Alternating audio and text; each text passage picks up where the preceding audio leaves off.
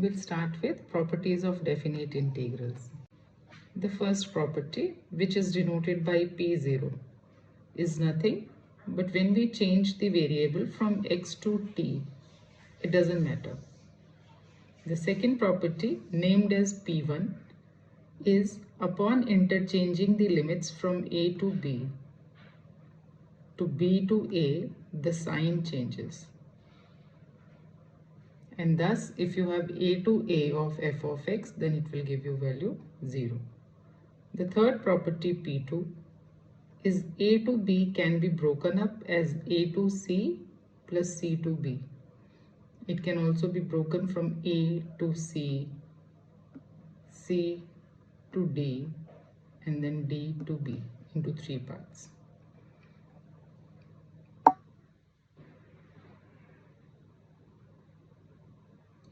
Next is the fourth property, named as P3. It says a to b of fx can be written as same a to b of f of a plus b minus x. The application of this P3 is P4, which is actually the fifth property. If you change a to 0 and b to a in this, then it can be written as 0 to a f of a minus x dx. Clearly so, because a has become 0 and b has become a in this. P4 is obtained from P3 by changing ab to 0a. P4 is by and far the most applicable property in the limits, in the integrals. P5 is from 0 to 2a. When limits are from 0 to 2a, it can be split as 0 to a f of x plus 0 to a f of 2a minus x. From P5, we obtain P6. That's a special case. For f of 2a minus x, when it is equal to f of x, then obviously it will become 2 times 0 to a of fx. ये जो second वाला part था f of 2a minus x, ये जब fx के equal हो गया तो P5 ही क्या बन जाएगी 2 times 0 to a fx. और जब f of 2a minus x minus of fx के इक्वल हो गया तो ये 0 हो जाएगा, सेम टर्म माइनस हो जाएगी इसलिए. Next, the last property P7 is when the limits are minus a to a fx dx, then it will become 0 to a if the function is even. For the function to be even, this condition has to be satisfied, that f of minus x is f of x. When the function is odd, then it will become 0. The condition for function to be odd is when f of minus x is minus of fx. One by one, we will see the application of all these 7 properties. Look at example number 28. In example 28, or any other modulus function, always P2 is going to be applicable. The property which says that a to b interval can be broken up as a to c plus c to b. ये property जब भी modulus function होगा उस पे applicable होगी. यहाँ पे ये मॉड्यूलस फंक्शन है, वो जो ब्रेक पॉइंट्स हैं c और d वाले, वो जो मॉड के अंदर लिखा हुआ होगा, जैसे यहाँ एक्स क्यूब माइनस एक्स लिखा है, इसे कम्प्लीटली फैक्टराइज करेंगे और इक्वेट टू 0 कर देंगे. जब इसे फैक्टराइज करके इक्वेट टू 0 करेंगे तो x की क्या क्या जो वैल्यूज मिलेंगी उसमें ये स्प्लिट होगा. तो एक तो -1 ही आ गई, ये खुद ही -1 से स्टार्ट था, तो ये -1 से इनको ऑर्डर में अगर हम प्लेस करें तो पहले -1 आएगा, फिर 0 आएगा, फिर 1 आएगा. तो ये -1 से 2 वाली जो इंटरवल थी ये कैसे ब्रेक हो गई, -1 से 0 में, 0 से 1 में और 1 से 2 में, और उसमें इन्हें हम दे देंगे अप्रोप्रिएट साइन, मॉड हट जाएगा. मॉड हट के ये सब इंटरवल्स में ब्रेक हो जाएगा और फिर ये इसके आगे ये सिंपली इंटीग्रेशन होता है. Then we will substitute the limits. Here the skill required is the simplification skill of fractions. When you are dealing with fractions, how skillfully can you simplify it correctly? That is where it all matters then. Most of the time, the splitting is also done correctly, the integration is also done correctly, but when we put the values, ये वाला जो step होता है यहाँ पे सबसे ज़्यादा calculation mistakes होने के chances होते हैं. So you have to be careful over there.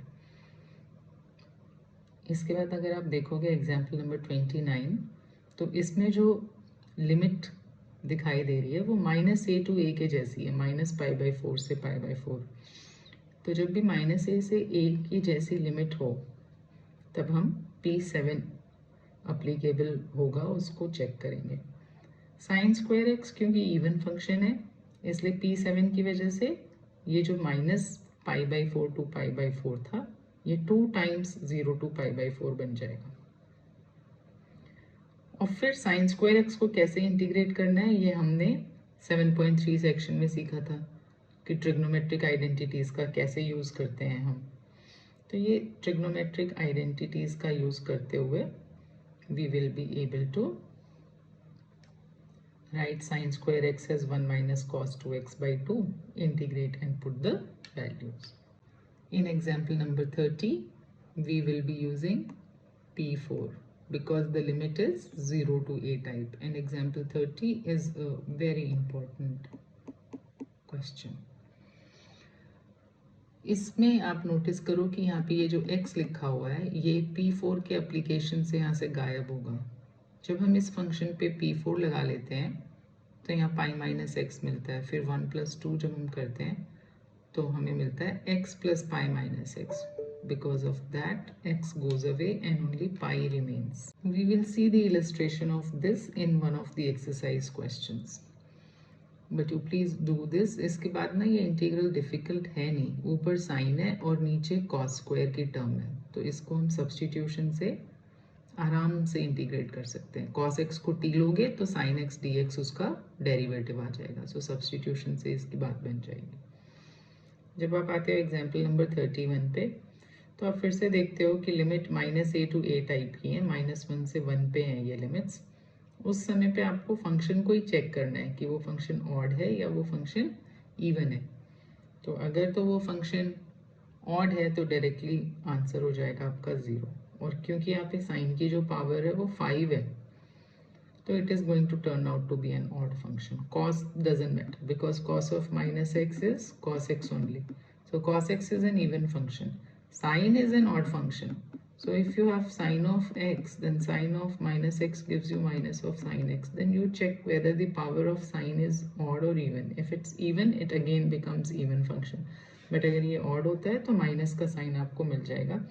Because of this, directly you can say I is equal to 0 upon application of P7. You just have to give the reason that ये अगर f of x है तो f of -x is also giving you f of x. Minus of is giving you minus of fx. That makes it an odd function. Whenever limits are -a to a type, check for the function to be odd or even and then put it either 0 if it is an odd function or it will become 2 times 0 to a if it is an even function. Now when we come to example number 32, example 32 के बहुत सारे variations हैं और एक बार अगर आपको example 32 का function पकड़ में आ गया तो बाकी सारे के आप directly answers लिख सकते हो और वही same answer होगा. example 32 को अगर हम देखें तो 0 to a type की limit है, sin 4 upon sin 4 plus cos 4 है. तो सिंपली यहाँ पे P4 अप्लाई कर देंगे. P4 तो अप्लीकेबल होगा ही होगा. तो जब P4 को आप अप्लाई करोगे तो न्यूमरेटर में तो cos 4 आ जाएगा और डिनोमिनेटर में cos 4 प्लस sin 4 सेम की सेम टर्म है. जब भी ट्रिग्नोमेट्रिक फंक्शंस हो या कोई और भी फंक्शन हो और P4 के अप्लाई करने के बाद अगर डिनोमिनेटर चेंज नहीं हो रहा है, सेम ही आ रहा है, तो फिर ये हमारा स्टैंडर्ड स्टेप होता है कि P4 अप्लाई करने से पहले जो स्टेज थी उसे इक्वेशन 1 बुलाएंगे और P4 अप्लाई करने के बाद वाली जो स्टेज है ना उसे इक्वेशन 2 बुलाएंगे. फिर हम कर लेंगे एडिंग 1 and 2. जब एडिंग 1 एंड 2 करते हैं तो एडवांटेज ये होती है कि डिनोमिनेटर सेम है, तो न्यूमरेटर सिंपली एडअप हो जाएंगे। यहाँ पे क्योंकि वो सिंपली एडअप होगा, ये कट जाएगा और सिर्फ 1 बच जाएगा। 1 का इंटीग्रल होगा x from 0 to pi by 2 will give you pi by 2, but वो था 2i which makes I as pi by 4. Just glance this example 32 once more and I will move to, it's all different versions here. Limit was 0 to pi by 2. Come to exercise 7.2. Notice question number 2. What do you think will be its answer?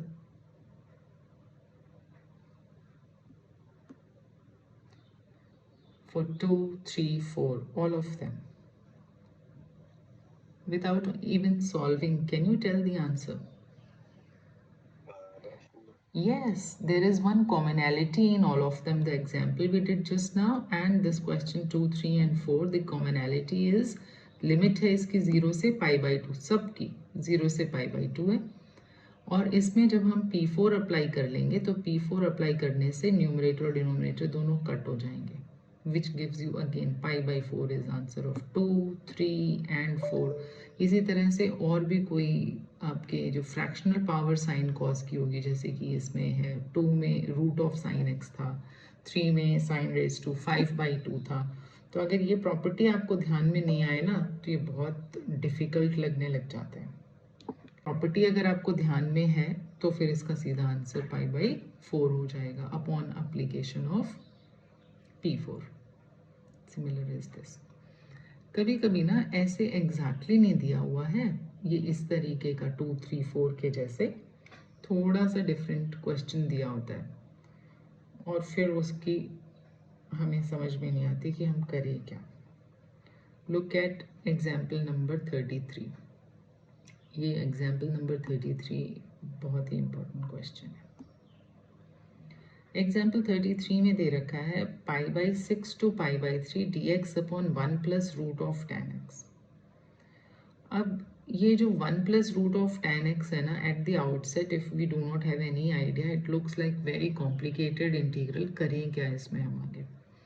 तो क्या करेंगे, tan को sin by cos लिख लेंगे। जब हम tan को sin by cos लिख लेते हैं तो it comes out to be this expression by taking the LCM.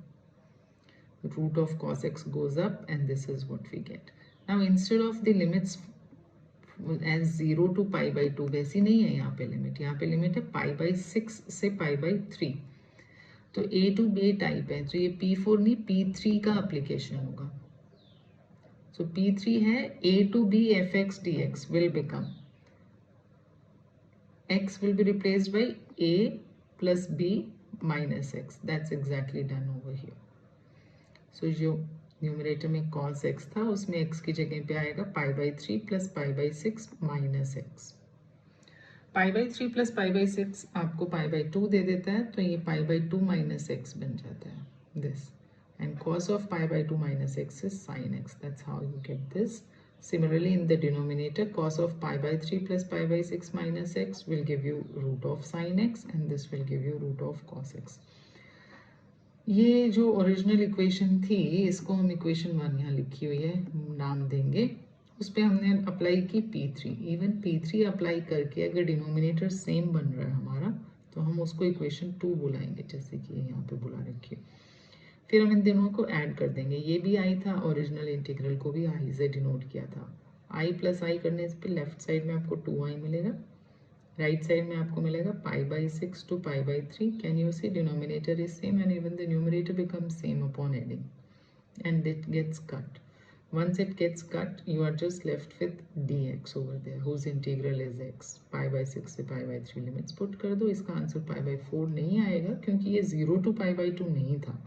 तो ये इसमें बस डिफरेंस था कि ये 0 से pi by 2 नहीं था, ये था pi by 3 से pi by 6 से pi by 3, इसलिए यहाँ पे आंसर pi by 4 नहीं आएगा, आंसर यहाँ पे आया है pi by 12। बट अप्रोच एकदम सेम थी, गिवन इंटीग्रल को इक्वेशन 1 और आफ्टर एप्लीकेशन ऑफ P3 हमने उसे इक्वेशन 2 बुलाया, ऐड कर दिया, ऐड करने से न्यूमरेटर डिनोमिनेटर सेम हो गया। ध्यान रखना है, अगर तो रूट ऑफ tan x हो या यहाँ पे रूट ऑफ cot x हो तब भी यही सेम स्ट्रेटेजी काम करेगी। कभी कभी इंटीग्रल में ऐसे हो जाता है 1/1 plus root of cot x दे देगा, रूट ऑफ cot x भी इसी फॉर्मेट में आ जाएगा। फिर से P3 अप्लाई कर देंगे। 0 to π/2 होता तो आंसर इसका फिर भी π/4 ही आता, पर क्योंकि ये π/6 से π/3 था तो देखो आपका आंसर क्या आया, π/12 आया। Okay, example 34 is again a very important example. आप इसमें सारे के सारे properties apply हो जाते हैं। इसको हम अलग से solve करेंगे on a plain paper. I'll now go for family of integrals which we can put in different categories depending upon the property that will be applicable to them. Let's come to this exercise 7.10. इसमें second, third, fourth तो हम already discuss कर चुके हैं। एक दूसरी family कौन सी होगी जिन पे सेम सारी प्रॉपर्टी सब पे सेम अप्लीकेबल होगी, वो होगी 5th, 6th and you can see 18th। ये तीनों के तीनों मॉड के फंक्शंस हैं। मॉड के फंक्शंस में क्या करनी है, हमने लिमिट को स्प्लिट करना है। -5 से 5 था तो ये x+2 है यहाँ पे, तो किस में स्प्लिट हो जाएगा, -5 से -2 और -2 से 5, and you will give appropriate sign to x+2 and remove the mod and integrate. Similarly 6th भी उसी तरीके से हो जाएगा और 18th भी उसी तरीके से हो जाएगा। तो ये आपको ध्यान में रहना चाहिए कि जब मॉड में फंक्शन होगा तो उन पे P2 ही यूज होगी, the third property. After seeing that where P3 will be used, we will again focus back on P4 which is 0 to P3 नहीं P2 थी वो, इस पे जो mod functions पे यूज होती थी। फिर हम देखेंगे ये 0 to A टाइप वाले सारे फंक्शंस जो यहाँ पे प्रेजेंट हैं, उनमें से ये तीन तो जो मैंने पॉइंट आउट किए थे वो वाले थे जो 0 to A तो थे, पर उनका आंसर सबका π/4 आ रहा था। इस तरीके से ये सेम फैमिली बना रहे थे। अब हर केस में वैसा ज़रूरी नहीं है। जैसे आप क्वेश्चन नंबर 1 को देखोगे अगर, तो क्वेश्चन 1 में 0 to A टाइप तो है बट ये इस कैटेगरी को नहीं बिलोंग करता। तो जब भी 0 to A टाइप cos2x होना, तब आप उसको यहाँ पे 1 + cos2x/2 करके लेंथी प्रोसीजर बना लोगे। इससे अच्छा यहाँ पे P4 अप्लाई करो, cos2x बन जाएगा sin2x और फिर उसके बाद उसको हम आंसर उसका फाइंड कर लेंगे। 0 to A टाइप के कितने और हैं, 7th भी देखो तो 0 to A टाइप का है और इस 7th के जैसा ही है क्वेश्चन नंबर 9। तो ये जो क्वेश्चन 7 और 9 है इसमें भी आप P4 अप्लाई कर लोगे और इसको आगे इंटीग्रेट कर लेंगे। Even in question number 8, because it is 0 to π/4, P4 will be applicable over here. In question 10 also P4 is going to be applicable. In question 12 also P4 will be applicable. 13th है -A to A type. Can you tell me sin raised to 7 is odd or even function? Odd function. Odd. तो 13th का answer क्या आना चाहिए? 0। 13th का answer सीधा का सीधा 0 आ जाएगा। और जो 14th क्वेश्चन है ये 0 to 2A टाइप की लिमिट है और cos raised to 5 है आपके पास। इफ़ यू पुट x की प्लेस में 2π - x, we are now talking of P5, तो जब हम x की जगह पे 2π - x डालेंगे तो because cos of 2π - x again gives you cos x only, and for that reason in question number 14 I'll apply P5 क्या कहती है कि अगर आपके पास है 0 to 2A f of x dx, then it will become P5 की application P6 in fact it will become 2 times 0 to A f x dx if f of 2A minus x gives you f of x, and it becomes 0 in the case f of 2A minus x gives you minus of fx. यहाँ पे fx है cos raised to 5. Since cos 5 2π minus x still gives you cos 5x, so the first case will be applicable and your integral will become 2 times 0 to pi cos 5x dx. Again, once we have got this, we are again in a position to use P6 repeatedly. अब फिर से देखते हैं cos 5 pi minus x क्या देगा बताओ, Will it be same as cos 5x or minus of cos 5x? Tell me.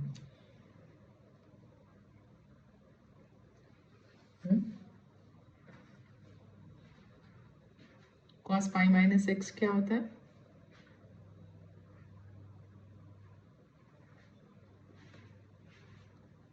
Cos pi minus, हाँ बोलो.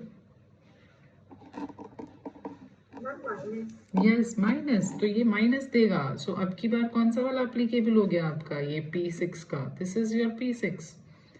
फर्स्ट टाइम जब हमने P6 को अप्लाई किया तो first part of P6 applicable हो गई थी. अभी जब हमने अब cos 5 पे लगाई ये सेम प्रॉपर्टी तो ये माइनस ऑफ हो गई. So what should be the answer now?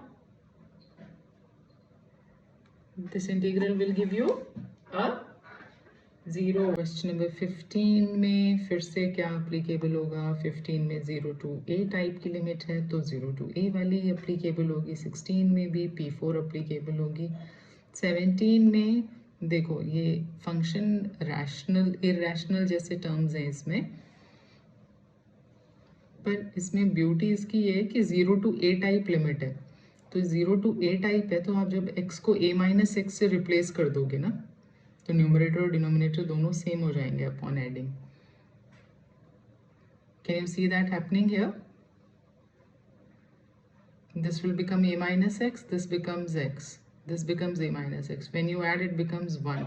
So you will be reduced to 0 to a dx only. But that's not I, that's going to be 2i. Upon integrating you will get x from 0 to a. That's a, and so I is a by 2.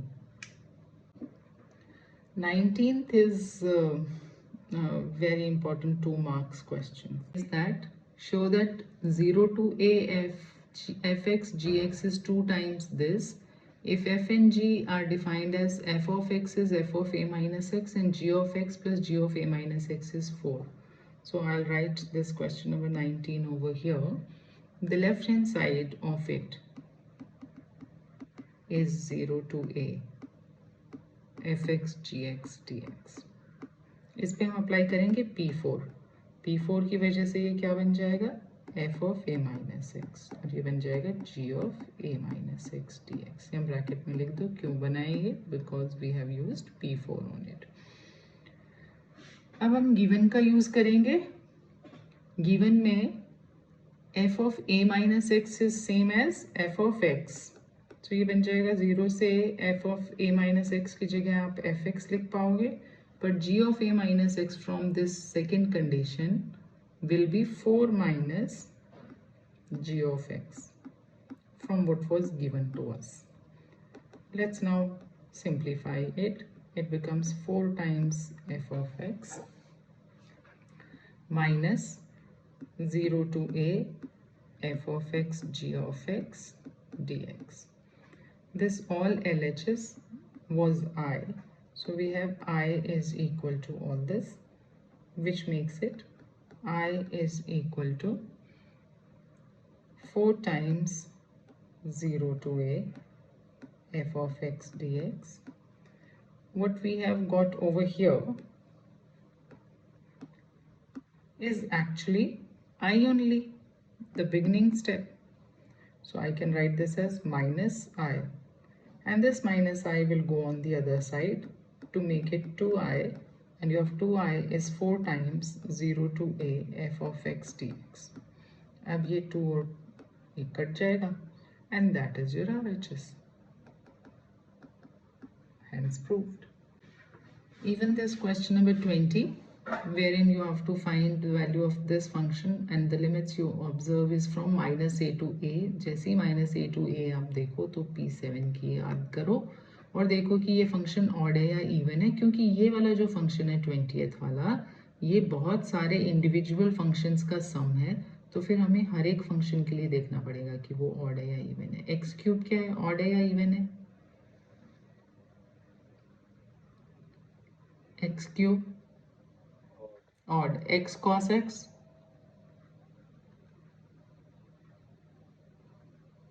odd. Yes, and tan raised to 5x is also odd. बचा 1. 1 is neither odd nor even.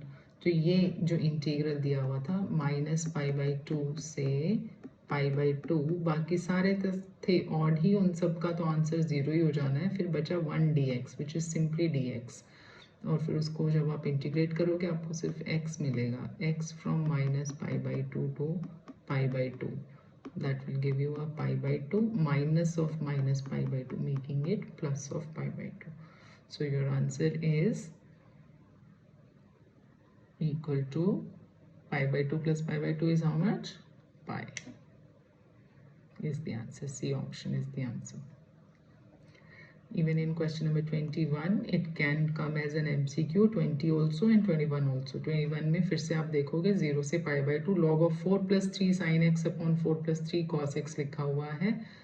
0 से π/2 मतलब 0 से a वाली property आप लगाओगे, इसको I बुलाओ, और I बुलाने के बाद इस पे लगाएंगे P4। देखते हैं इस पे P4 लगा के क्या मिलता है हमें। We'll get I as, फिर से 0 से π/2 log 4 plus 3 sin π/2 minus x will give you cos x, and this will give you 3 cos x will become sin x upon π/2 minus x dx.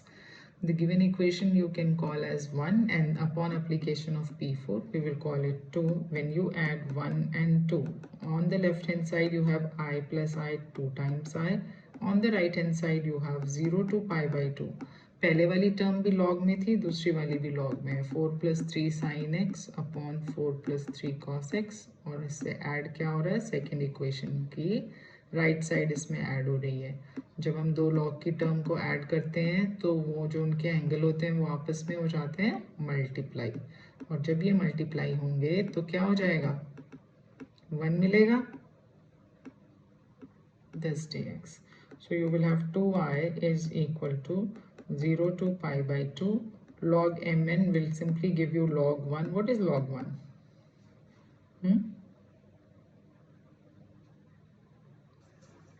0. So if 2I is 0, I is also 0, and that's why C will be the correct option. It goes without saying that all the miscellaneous examples are very important, all of them. Few we discussed yesterday. This 38 also we did. Example 39 you will do today. Example 40 also. Please do it. I would suggest that this 41 and 42, do it without fail. It's most expected question. Even 32. Observe each step carefully and do them. Coming to miscellaneous exercise, although I would say all the questions are important, some common strategies we will discuss, and we'll move to the most important ones, the ones which require solving over here. जब आप पहले question की बात करें तो simply इसके denominator को आप फैक्टराइज कर लेंगे और इस पे पार्शियल फ्रैक्शन अप्लीकेबल हो जाएगा। जब हम सेकंड क्वेश्चन पे आते हैं तो क्लियरली इसका जो डिनोमिनेटर है ये है एक इरेशनल फंक्शन, तो इसको आप मल्टीप्लाई एंड डिवाइड किससे कर लेंगे, इसके कॉन्जुगेट से मल्टीप्लाई डिवाइड कर लोगे। इस तरीके से सेकंड टाइप के फंक्शंस में हम प्रोसीड करते हैं। थर्ड वाले में इसने ब्रैकेट में ये वाला हिंट दे रखा है x इक्वल टू a/t, इससे ये इंटीग्रेबल फॉर्मेट में आ जाएगा। जब हम क्वेश्चन नंबर 4 की बात करते हैं ना, तो इसके बहुत सारे और सिस्टर ब्रदर क्वेश्चंस जो पहले आ चुके हैं वो हैं। आप इसमें देख सकते हो x⁴ + 1 की फ्रैक्शनल पावर है 3/4। इस तरह के सारे क्वेश्चन मोस्ट इंपॉर्टेंट क्वेश्चंस होते हैं। इसमें एक ही स्ट्रैटेजी काम करती है कि अगर जो फ्रैक्शनल पावर है उसका डिनोमिनेटर 4 है तो इस ब्रैकेट में से आपको x⁴ कॉमन निकालना है। जैसे ही आप इसमें से x⁴ कॉमन निकालोगे ना, everything else will fall in place. So talking about question number 4, now look here, you have 1 upon, already there is a x² outside, इसकी पावर है 3/4, so what am I doing, bracket में से x⁴ मैंने common निकाला, उसकी वजह से मुझे मिलेगा 1 upon x⁴ यहाँ पे, and then whole raised to power 3/4. Now once I put integral over here and dx over here, once I open the bracket ना, तो फिर ये x⁴ raised to 3/4 will reduce it to x³ and this will be 1 + 1 upon x⁴ raised to power 3/4 is what we are going to get upon opening the bracket. Now once we get this, we can then combine this x square and x cube to make it x raised to power 5. So you will have dx upon x raised to power 5, 1 plus 1 upon x raised to 4 raised to power 3 by 4. Now whatever is the base of this fractional power, that has to be put as t. So next what we do is we will let 1 plus 1 upon x raised to 4 as t. Upon doing this, you will have minus 4 upon x raised to power 5 dx as dt. So this is settled now. dx upon x raised to 5 can be written as minus 1 upon 4. So इसको हम इसके आगे लिख लेंगे minus 1 upon 4 dt upon t raise to power 3 by 4, जो कि ऊपर ले जाके इंटीग्रेट कर देंगे t raise to minus 3 by 4 plus 1 upon minus 3 by 4 plus 1 plus c, and t will then be replaced back with what substitution we had done. That is how we tackle not just this but any other similar question. For question 5 already hint was given. 6th में फिर से partial fractions लगा देंगे. इसमें आप x minus a को t ले लीजिए. ऐसा एक क्वेश्चन हम ट्रिग्नोमेट्री वाली एक्सरसाइज में सॉल्व कर चुके हैं. क्वेश्चन 8 पे आपको ये ध्यान देना है कि जब भी e की पावर्स हों ऐसे, तो ये एक्चुअली फंक्शन बहुत ज़्यादा ही सिंप्लीफाई हो जाता है. ये e raise to 5 log x है. 5 यहाँ से हट के x की पावर बन जाएगा. यहाँ से ये 4 हट के x की पावर बन जाएगा. सिमिलरली इधर से ये 3 हटेगा और इसकी पावर बनेगा. यहाँ से ये 2 हट के इसकी पावर बनेगा. तो e रेज टू log सब जगह से ख़त्म हो जाएंगे and you will be simply left with x raise to 5 minus x raise to 4 upon below you will be left with x cube minus x square. और फिर कॉमन निकाल के कटिंग कर लो and that will give you the answer over here. So do not get bogged up by e raised to some log terms. E log becomes 1 and whatever 5 log x was written will give you log x raised to 5, after which it will become this. That's how we proceed in question number 8. We come to question number 9. Can you just have a look at it and suggest me what should be done over here? You take sin x as t because numerator में cos x लिखा हुआ है, तो sin x को t लेने से substitution से ये solve हो जाएगा. जो क्वेश्चन नंबर 10 है इसमें lot of simplification will have to be done. Sine 8 minus cos 8 को पहले रेज टू 4 होल स्क्वायर करके ओपन करेंगे, फिर से आगे करेंगे, एक टर्म कट हो जाएगी यहाँ पे. You want me to do question number 10th में आप साइन इंटीग्रल में एंड में लिखूंगी. ये जो रेज टू 8 था इसको यहाँ 4 लिखो और इसका होल स्क्वायर कर लो, और इसको भी 4 लिख के इसका होल स्क्वायर कर लो. तो आपके पास न्यूमरेटर में मिलेगा sine 4x minus cos 4x into sine 4x plus cos 4x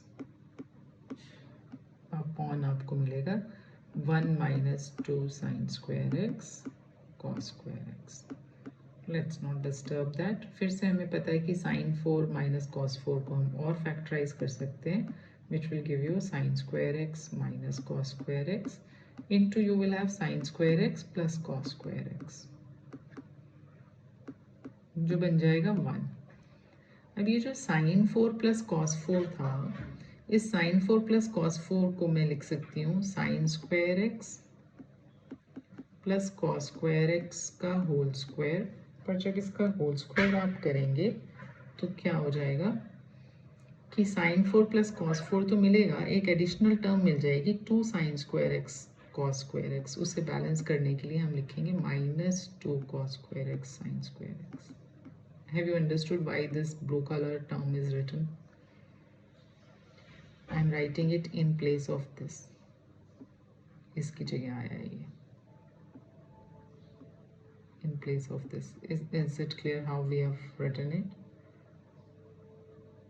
If you open the whole square, you get sin 4 plus cos 4, but you still also get 2 sin square cos square. That I have balanced by subtracting it. I hope it's clear. Yeah? Yes, ma'am. हाँ, तो अब देखेंगे तो ये जो sin square plus cos square x था ये तो बन जाएगा 1, और ये जो टर्म है ये क्या बनेगी 1 minus 2 sin square x cos square x बनेगी.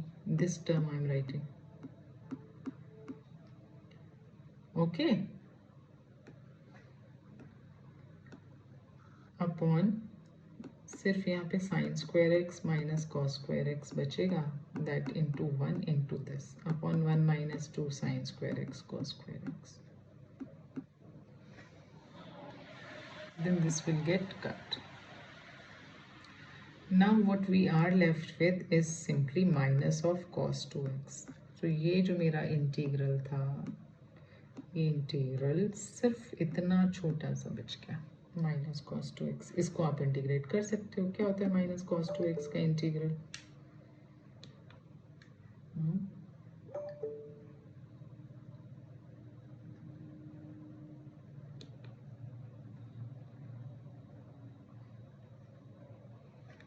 क्या होता है माइनस कॉस 2x का इंटीग्रल? बताओ. minus sin 2x by 2. Correct. Plus c. That's the answer to question number 10.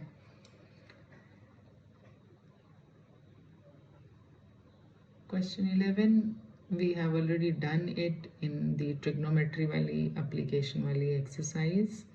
Question number 12 में ये जो x raised to power 8 है, इसे आप कैसे लिख लोगे? x raised to 4 का स्क्वायर और फिर x raised to 4 को t पुट कर दोगे. ठीक है? Understood? Which will manage this x cube in the numerator. So question 12 will be done by substitution. 13th में क्या substitution कर सकते हो आप?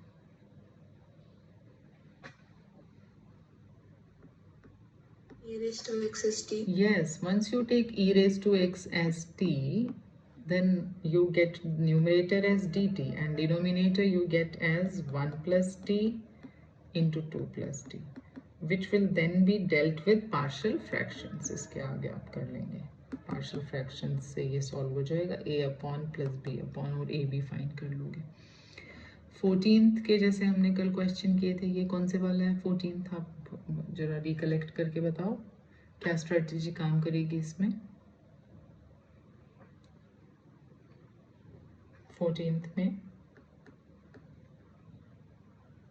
let x square be y. Yes, very good. Let x square be y for time being, and that will make it 1 upon y plus 1 into y plus 4, which would be written as a upon y plus 1 plus b upon y plus 4. Upon finding a and b, you will then put y as x square before you start integrating.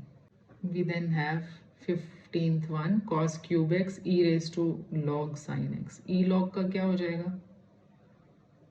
खत्म होके सिर्फ sin x बचेगा, isn't it? और फिर आप कर लोगे इसमें सब्स्टिट्यूशन, cos x को t, cos x को फिर ले लेंगे t. 16th में क्या करेंगे?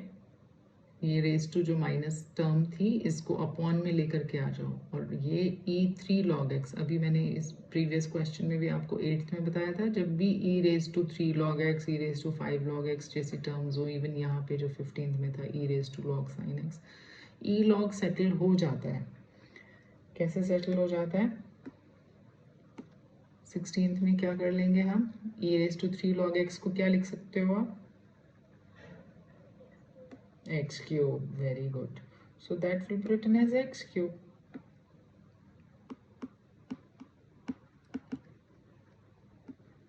And this comes below it, x raised to 4 plus 1. Beautiful. Let x raised to 4 plus 1 be t.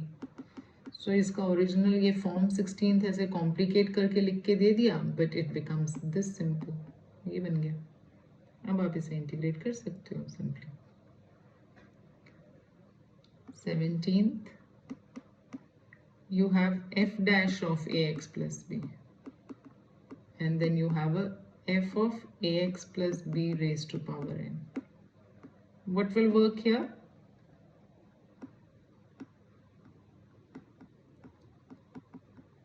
I think a substitution will work, because f dash, whose derivative is given? f ax plus b ka derivative, that as t. Once you take that as t, इसका derivative हो जाएगा f dash of a x plus b, पर इस पे लगेगा chain rule, क्योंकि ये F dash से तो सिर्फ एफ का डेरिवेटिव फाइंड हुआ है, ये multiplied by a x plus b का derivative, a x plus b का डेरिवेटिव हो जाता है a d x equal to d t, ये ए चला जाएगा डी टी के नीचे और आपका इंटीग्रल बन जाएगा 1/a t raise to n d t, जिसका इंटीग्रल पॉसिबल है t raised to n plus 1 upon n plus 1 plus c. So you will have 1 upon a into n plus 1 और t की जगह पे आप क्या लिख लोगे f n plus 1 ax plus b plus c. Once we are done with this page, on the next page we are having many expected questions. On the second page of miscellaneous exercise, each one of them is quite capable of being asked in the exam. Let's pick a few of them.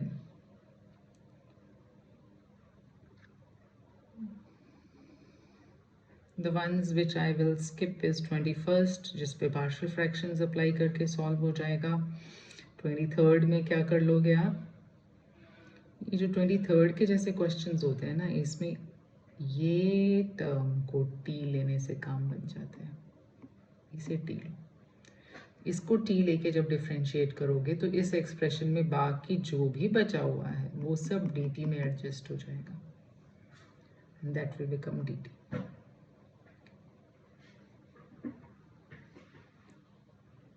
हम देख सकते हैं यहाँ पे question number 19 है, जिसमें एक 1 minus root x upon 1 plus root x जैसी टर्म है, और 22 में tan इनवर्स के एंगल में भी 1 माइनस अपॉन 1 प्लस है. ये जो 1 माइनस अपॉन 1 प्लस का पेयर होता है ना, ये 1 माइनस कॉस एक्स और 1 प्लस कॉस एक्स का पेयर होता है, और उसकी आइडेंटिटी होती है 2 sine square x by 2. I've been telling it from beginning. This identity is a very important identity. This will be 2 cos square x by 2, and we will simplify on these lines. Then wherever you see this, in 19th you will put root x as cos x, cos t, and in 22nd you will put x as cos t, and you will proceed over there, and what you get will be in integrable form. We will solve question number 20 now. Question 20 में there is a visibility of e raised to x. कल हमने बहुत सारे e raised to x into एक expression वाले question solve किए थे, ये भी उसी के जैसा होगा, थोड़ा different है तो अभी कर लेते हैं. So which can be written as 1 plus sin x cos x. It's correct now. 2 sin x cos x होगा तो 2 कॉमन निकल जाएगा. 1 plus cos 2x को क्या लिखोगे आप? 2 cos square x e raised to x dx. अब ये जो एक्सप्रेशन है इसमें 2 तो हो जाएगा कट, इसको आप कर लेंगे separate. 1 upon cos square x आपको देगा sec square x, and sin x cos x upon cos square x आपको देगा tan x e raised to x dx. Now if tan x I say is fx, then what is f dash of x? Sec square x. It is in that standard form, and that's why your answer is e raised to x tan x plus c. Look at question number 24. That also is e raised to x into something.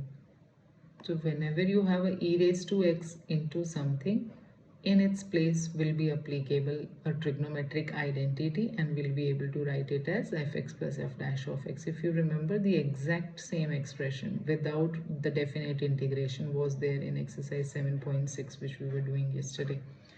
1 minus sin x को आप 1 minus 2 sin x by 2 cos x by 2 लिखोगे, और 1 minus cos x को आप 2 sin square x by 2 लिख के separate कर लोगे. It will fall in place. 20th और 24th में कोई खास डिफरेंस है नहीं, उसमें भी इस 2 को हमने नहीं टच किया था, सिर्फ sin 2x को 2 sin x cos x लिखा था. इसमें इस sin x को आप हाफ एंगल में ब्रेक कर लोगे as 2 sin x by 2 cos x by 2, and you will proceed. So that's how you will do question number 24. Coming to question number 25 and 26, utmost attention has to be given to the denominator of question number 25 and 26 when you see this cos raised to 4 plus sin raised to 4, or cos square plus 4 sin square x. इन दोनों को 25 और 26 को solve करने की similar strategy है, and that similar strategy is we divide both the numerator and denominator by cos raised to 4. Here also denominator को भी आप cos raised to 4 से डिवाइड कर दोगे. In question 26 also the same step will be done, not cos square but cos raised to 4 से. Do not be under the pretext कि क्योंकि यहाँ पे cos square और sin square के टर्म नज़र आ रहे हैं तो इसको cos square से डिवाइड कर ले. नहीं, इसमें भी cos raised to 4 से ही आप डिवाइड करोगे और आगे बढ़ोगे. ऐसा करने से क्या एडवांटेज हो जाएगी, आपके पास एक tan x की टर्म आ जाएगी और उसका डेरिवेटिव sec square x भी इसी पिक्चर में आ जाएगा, तो आप सब्सटीट्यूशन कर पाओगे. By cos 4 and the denominator also by cos 4. और ये जो स्टेप है ना बच्चा, ये है की स्टेप, इसके बिना इसमें बात नहीं बनेगी. ऐसा कर लेने से न्यूमरेटर में मेरे पास आ जाएगा साइन बाई कॉस, एक आपको टैन देगा, एक कॉस हो जाएगा कट, और एक 1 अपॉन कॉस स्क्वायर जो बचा हुआ होगा वो देगा sec square x upon sine 4 upon cos 4 आपको देगा tan raise to 4x plus ये हो जाएगा 1 dx. ऐसा करने पे क्लियरली हम ऐसे सिचुएशन में आ गए जहाँ tan भी है और sec स्क्वायर भी है, वो जो बड़ी अच्छी सिचुएशन है हमारे लिए. तो हम tan x को t ले लेंगे, उसकी वजह से sec स्क्वायर x dx हमारा बन जाएगा dt. जब भी हम सब्सटीट्यूशन करते हैं डेफिनेट इंटीग्रल में तो हम लिमिट्स को भी चेंज कर लेते हैं appropriately. As x tends to 0 t will tend to 0, and as x tends to pi by 4 that time t will tend to tan pi by 4 which is 1, which will make your integral as 0 to 1. tan x को हम ले चुके थे t और ये हो जाएगा dt upon आपके पास है t raised to 4 plus 1. अब आगे क्या करें,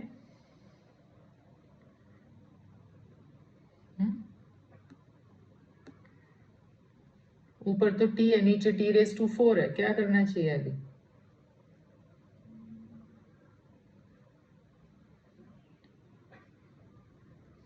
क्या हम t raised to 4 को t स्क्वायर का स्क्वायर लिख सकते हैं और फिर t स्क्वायर को लेंगे z. This is what we will do. So we will take t square as z. When you take t square as z, you will get 2t dt as dz. And when you get 2t dt as dz, that time your integral will become 1 upon 2, 0 to 1 only it will remain. By putting t square as z, the limits will not change. They will remain 0 to 1 only. And you will have dz upon z square plus 1. And the integral of it is what? Tan inverse of z from 0 to 1. Put the limits, tan inverse of 1 which is pi by 4 minus 0, the answer is pi by 8. फिर एक pair question का बनता है 27 और 29 का. 27 और 29 में एक सिमिलैरिटी है कि दोनों के डिनोमिनेटर में sin 2x है. ये सेम टू सेम ऐसे उठा के एग्जाम में पूछ लिए जाते हैं. इन दोनों में एक सिमिलर स्ट्रैटेजी काम करेगी, sin 2x को रीराइट करना. जब भी sin 2x आपको डिनोमिनेटर में नजर आए जैसे कि 27 और 29 में, तो हम sin 2x को रीराइट कर लेंगे. एक्चुअली sin 2x हमें पता है 2 sin x cos x होता है. हम इसको लिखेंगे 1 minus sin x minus cos x का होल स्क्वायर. देखो क्या होता है, इसको सॉल्व करके अगर आप चेक करो तो ये इसका होल स्क्वायर क्या होगा, sine square x plus cos square x minus 2 sine x cos x. Open the bracket, what was there 1 minus this becomes 1, 1 minus 1 becomes 0 और माइनस बन के बन जाएगा plus 2 sine x cos x. Both sides are equal is what I want you to notice. Fine. So what we are doing is we are rewriting sin 2x and this is the key step over here. Key steps को आप mark कर लो और लिख लो, key step के बिना आगे नहीं बढ़ा जा सकता. So इसमें यही एक कैच था, जब आपने sin 2x को इस प्रकार से लिख लिया फिर ये करना आसान हो जाएगा. इंटीग्रल है पाई बाई 6 से pi by 3 sin x plus cos x upon under root of, इसकी जगह पे लिखेंगे 1 minus sin x minus cos x का होल स्क्वायर dx। अब इसकी एडवांटेज ये हो जाती है कि जब आप इसको sin x minus cos x को t लोगे ना, तो न्यूमरेटर उसका डेरिवेटिव बन जाएगा। When you take this as t, the derivative is cos x minus of minus sin x plus sin x dx equal to dt। अब limit भी change करनी पड़ेंगी इसमें हमें। As x tends to pi by 6, that time your t will tend to sin pi by 6 which is 1 by 2 minus cos pi by 6 which is root 3 by 2, and as x tends to pi by 3, that time t will tend to root 3 by 2 minus 1 by 2. That makes I as 1 by 2 minus root 3 by 2 to root 3 by 2 minus 1 by 2. Numerator is simply dt and denominator is 1 minus t square. What's integral of 1 upon 1 minus t square? क्या होता है? Sin inverse of t. Sin inverse of t from 1 by 2 minus root 3 by 2 to root 3 by 2 minus 1 by 2. Which will be equal to sin inverse of root 3 by 2 minus half minus sin inverse of 1 by 2 minus root 3 by 2। क्योंकि sin inverse of minus x जो होता है, क्या होता है वो? Tell me, क्या pi minus sine inverse x होता है या minus of sine inverse x होता है? Minus of sine inverse x होता है। इसको हम यहाँ पे यूज कर लेंगे। ये जो minus of sine inverse half था उसको हम लिख सकते हैं sine inverse of root 3 by 2 minus half plus sine inverse of, इनको इंटरचेंज कर दो। उसकी एडवांटेज ये हो जाएगी कि ये हो जाएंगे add minus 1 by 2. So the final answer is 2 times sine inverse root 3 by 2 minus half. This is question number 28 which was left over in between. Yeah, rationalize करेंगे, multiply by its conjugate, multiply and divide by. You will do, पहले इसको sin 2x के फॉर्मूले को लिखेंगे and then take sin x as t. Probably what will be left will come as in, you can do by parts. 31 में क्या करेंगे? Spread the limit करेंगे ना 1 to 4 को।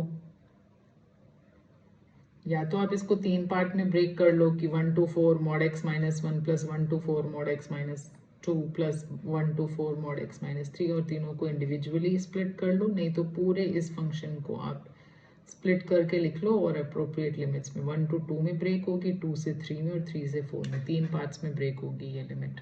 हमने Yes, perfect. Partial fractions you will be using. In 33, what approach will you use? It's product of x e raised to x. So, by parts. X will be first function, e raised to x will be second function. And apply by parts to this. Question 34 में तो directly इसका answer 0 आ जाता है। Reason क्या दोगे question 34 में?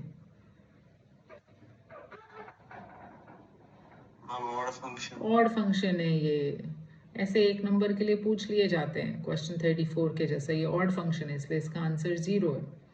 Question 35 में क्या करोगे? 0 to pi by 2 sin cube x dx। कैसे इंटीग्रेट करने की सोचोगे इसे? sin 3 थीटा का जो फॉर्मूला होता है उससे sin क्यूब x को एक्सट्रैक्ट करके यहाँ सब्सटीट्यूट करोगे। आप अगर इसको देखो तो ये डेफिनेट इंटीग्रल था, तो ये कंफ्यूजन हो सकता है कि इसकी लिमिट तो 0 to a टाइप की है, तो फिर क्या हम P4 लगाएं? अब P4 ना हर जगह तो अप्लीकेबल नहीं होगी। देखो मोस्ट प्लेसेस पे जब 0 to a टाइप की लिमिट है ना, तो 90% तो प्लेसेस पे P4 अप्लीकेबल होती ही है। बट इस वाले केस में अगर आप P4 लगा भी लोगे तो sin क्यूब x का cos क्यूब x मिल जाएगा।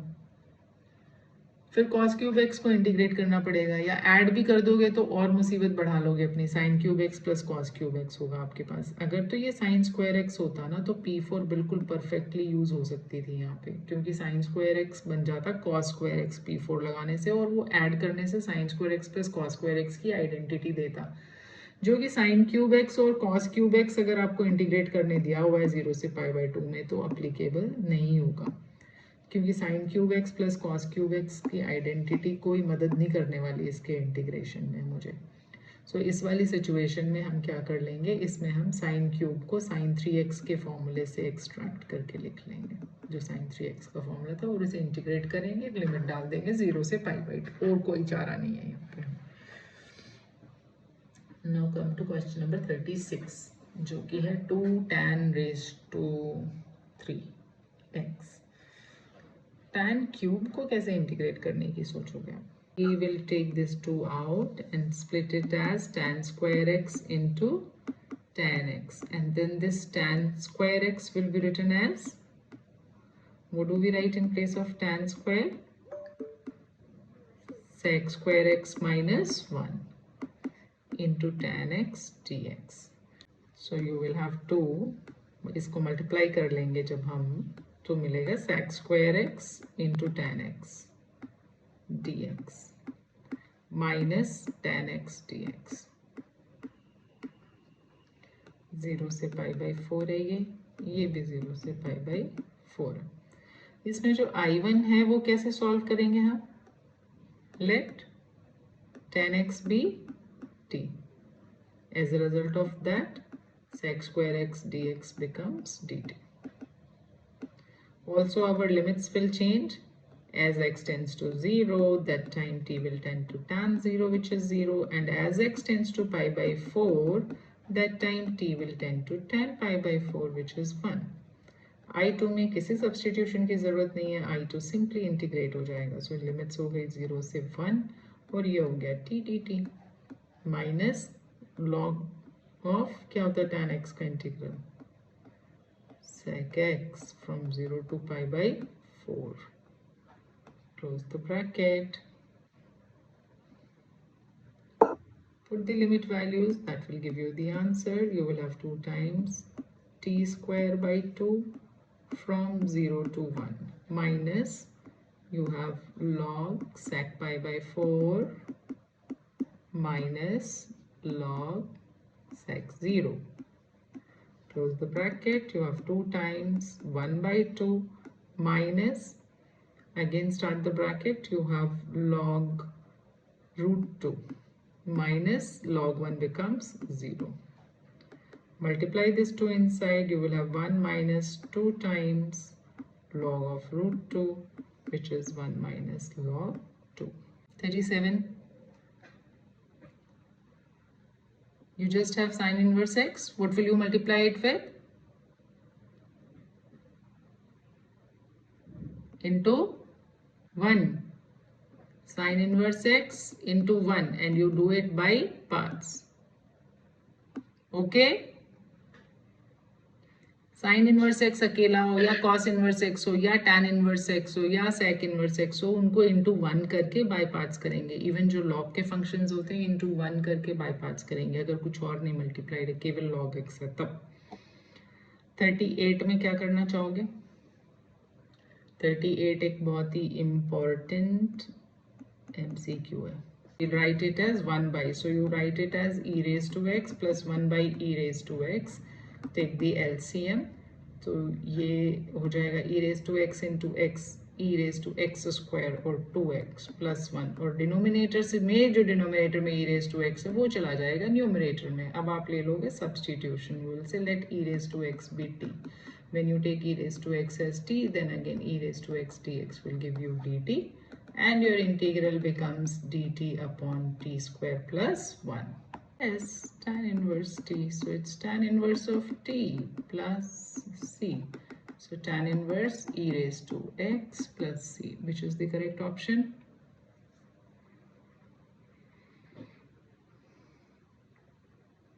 A. 39th is again a very important MCQ. Numerator वाले cos 2x को क्या लिख लोगे आप?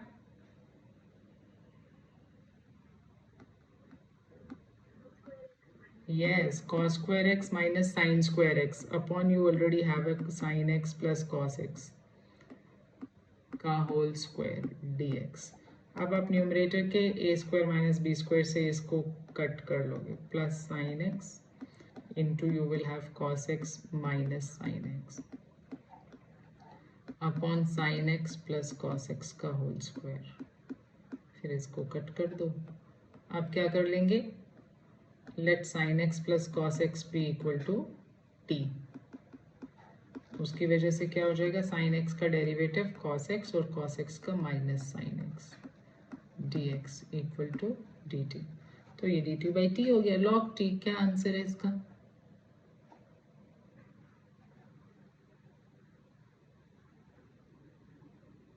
देखो यहाँ पे log t. सो बी ऑप्शन इसका करेक्ट ऑप्शन है. प्लस था, yes, plus. So B is the correct option over here. Now we are left with the last question which we will solve. Question 40. Most important question. So here there is something given to us. This is given. If this, then this is equal to what? So ये जो इसने पूछा है ना that a to b x f x dx किसके equal है, इस पे हम इसको I बुला लेते हैं जो given इंटीग्रल है I. यहाँ लिख रही हूँ मैं I is a to b x f x dx. इस पे हम अप्लाई कर देंगे प्रॉपर्टी P3. तो P3 अप्लाई करने से मेरा I बन जाएगा a to b x की जगह आएगा a plus b minus x और आएगा f of a plus b minus x. थोड़ा सा क्लीन लिखती हूँ मैं. Okay, so I'll have I is a to b a plus b minus x f a plus b minus x dx. कैसे बनाइए? P3 से ये मिल गया मुझे. अब हम यूज करेंगे जो गिवन था. जो गिवन था वो था f of a plus b minus x is f of x. तो लेट्स राइट दैट. इसकी जगह पे लिख लो f ऑफ x. क्यों? क्योंकि ये देखो यहाँ पे लिखा हुआ है, ये है f(x) के इक्वल, लिख दिया. अब a प्लस b को एक साथ ग्रुप कर लोगे आप और इसे मल्टीप्लाई कर लोगे. So you'll have a to b a plus b f(x) minus x f(x). If I take the limits separately, यहाँ पे भी माइनस a टू b आ जाएगा. और ओरिजिनल इंटीग्रल मेरा था इक्वेशन 1, तो इसकी जगह पे मैं ये भी I था. तो मैं लिख पाऊंगी I is a to b a plus b f(x) dx minus I. ये माइनस I उधर जाके बन जाएगा 2I. सो 2I इज, क्योंकि a प्लस b मेरा कांस्टेंट है तो मैं इंटीग्रल के बाहर लिख सकती हूँ उसे, f of x dx. Last में क्या आ जाएगा? 2I का 2 राइट साइड में आ जाएगा. सो I is a plus b by 2 integral a to b f(x) dx. Which is the correct option? a plus b by 2 a to b f(x) dx. D option is the most correct option here. That's all about definite integrals and integrals that we have been seeing from the last 2 classes. Today was the 3rd class of integration. Now the floor is open for your questions. You can WhatsApp me or you can ask me here कि ये specific exercise का ये वाला question है, इस page number पे ये question ma'am और सॉल्व कर दो, ताकि हम आज इंटीग्रल को क्लोज कर दें. See what we have done is the first stage towards preparing for your board exam. इतना आपने कर लिया ना, तो इतना तो यकीन है कि अगर आपको इंटीग्रेशन में 10 नंबर का पूछा हुआ है ना, तो 8 नंबर तो आप कर ही लोगे. ये प्रोवाइडेड आपने बहुत अच्छे से समझा है और इन सब क्वेश्चंस को आपने दिल से शिद्दत के साथ सॉल्व किया है. Means you are not getting stuck in any step of all these questions that we have done in the class. Then I'm sure you will be able to do. After that, that next 20% can be done from sample papers. देखो 80% लाना आसान होता है, उसके extra और 20% के लिए आपको और बहुत ज़्यादा मेहनत करनी पड़ती है. तो पहले हमको क्या करना पड़ता है? 80% सिक्योर करना पड़ता है. पहले वो तो सिक्योर कर लेना, एटलीस्ट 80% तो आ जाए हमको. फिर हम उस 20% के पीछे जाएंगे। तो उतना सिक्योर हो जाता है जब अपनी टेक्स्ट बुक को कवर टू कवर कंप्लीट कर लेते हो। और टेक्स्ट बुक में भी किस पे एम्फेसिस करना है वो मैंने इंटीग्रेशन चैप्टर में एटलीस्ट आपको समझा दिया है कि इन प्रॉपर्टीज़ पे, इन फॉर्मूले पे और इन क्वेश्चंस पे आप ज़्यादा एम्फेसिस कर लो। So once we are done with it, the next stage is आप जितने सैम्पल पेपर्स आपको मिल सकते हैं, मैंने ग्रुप में भी भेजे हुए हैं, आई मे रीसेंड देम वंस अगेन, उनमें से आप ओपन करो। वो एक्चुअल सीबीएसई वाले पेपर्स हैं। रैंडम बुक्स में तो फिर भी अपने अपने पब्लिशर्स ने कुछ कुछ छाप रखे होंगे। The real authentic ones are the ones which you have already got, PYQs जो होते हैं। So PYQs जब आप सॉल्व करते हो वो ज़्यादा बेनिफिशियल होते हैं बजाय इसके कि किसी भी रैंडम बोर्ड का आप या कहीं से भी आप उठा करके। Even I would say कि R.D. Sharma is third line of preparation, not the first or the second line of preparation. Or it can be line of preparation for the ones who are capable of finishing it fast. और उन जिन्होंने ये तो basics तो समझ ही लिए हैं, then R.D. Sharma can be in the line of preparation. But our first line of preparation is our textbook. Second line of preparation is PYQs, and then third line of preparation is R.D. Sharma together with or any other refresher, which is good to rely on based on the CBSE syllabus. First line is 80% authentic. You can score 80% बड़े आराम से from the first line of preparation. So my always suggestion is first please be thorough with the first line of preparation before you go for the second and the third line. ये होने के बाद अब आप कर लो, इतना minimum आपको चाहिए। ये फॉर्मूले तो रटे होने चाहिए ना, तभी आप PYQs कर पाओगे। हर चैप्टर के फॉर्मूले और उसके बेसिक कंसेप्ट्स एकदम क्लियर होने चाहिए आपको। क्वेश्चन 9 में फिर से ये हमारे पास ऐसा क्वेश्चन है जिसमें कि नोटिस करो रेस टू पावर 1/3। तो जब ये रेस टू पावर 1/3 है, इसके बेस में से आपने एक्स क्यूब को कॉमन निकालना है। So I am writing it here, 1/3 से 1 एक्स क्यूब जब आपने कॉमन निकाला तो बचेगा 1 नहीं, ये हाँ 1/x² -1, इस पूरे के raise to power 1/3। Is this clear?